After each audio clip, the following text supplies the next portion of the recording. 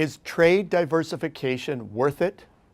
I'm amazed, no, I'm flabbergasted that eminent Canadian economists don't think so. Their arguments seem compelling. We're on the doorstep of the world's largest, most efficient economy, with whom we share language, much heritage, customs, tastes and preferences, and the longest undefended border on the planet. It's intuitive that we should always be each other's number one. But global growth dynamics categorically disagree.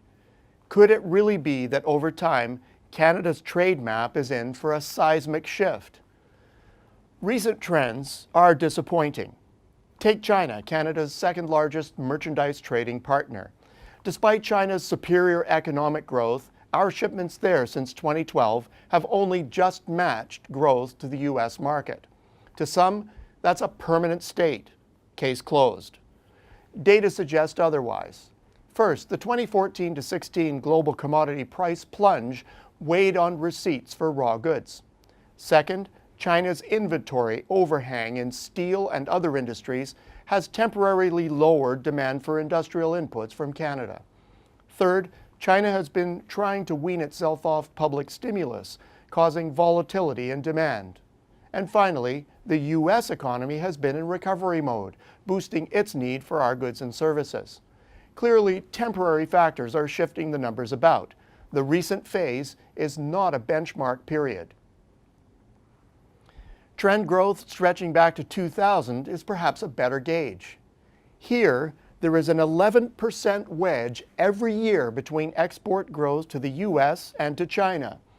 If this were to persist from today onward, China would become Canada's top global merchandise export customer in a mere 26.3 years. Now, to some, that growth assumption is a stretch. Well, fine. Let's take relative growth from 2014 to 2017, where China has a 6% annual advantage. In this case, China would be our number one in just over 44 years. All things considered, that's still very fast. Now, are either of these assumptions reasonable? It all comes down to the potential economic growth of our trading partners and our ability to meet their growing demands. Most agree that the US economy can grow by about 2.5% annually in the long run. Outside estimates maybe stretch that to 3%. At the same time, China's potential growth is double that, and India's is arguably in the 8% range. Simple math on the relative import requirements of these customers suggests a natural or automatic diversification. If so, there should be examples that we can appeal to. Well, let's first go to Australia, a small open economy like Canada. Back in 1987, traditional customers, okay, so let's list them off. Japan, the UK, the US, and New Zealand, well, they collectively accounted for about 50% of Australia's exports. China, at the same time, was at the 3% level, but was growing 3 times faster. Now, even so, its share of Aussie exports was a mere 5% by the time they got to the year 2000.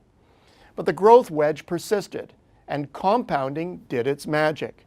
By 2016, China had vaulted to first place, and it now accounts for a handsome 31% share of Australian exports. This is perhaps the clearest live example of what a revolution in overall trade composition can look like. So, is it possible that Canada is on the same path? Specific industry data strongly suggests so. China has long since been British Columbia's top market for sales of pulp and logs. In recent years, China's imports of BC sawmill products have been 50% of US sales. Cross-Canada food shipments to China are also rising dramatically, and in certain sectors have risen to about a quarter of exports to the US. In fact, China is a key driver of a diversification trend that since 2000 has impacted all provinces and all major industry categories across Canada. Over this time, our sales to the emerging world have risen from 5% to over 13% of total merchandise exports. If these new millennium trends persist, Canada will quickly become a transformed export space. several industries will call China their top customer within the next 2 decades, including meat processing, seafood, rubber manufacturing, refined and recyclable metal, and the starch and vegetable oil manufacturing industry. Ask those in these industries, and they will quickly agree that this is happening and hard to keep pace with. The bottom line, diversification of Canada's trade isn't just worth it. Far more than that, it's an inevitability that is already a reality for industries on the leading edge of the trend. So let's just end the debate and get on with the definitive trend that is already transforming Canada's long-term potential economic growth. Until next week, I'm Peter Hall.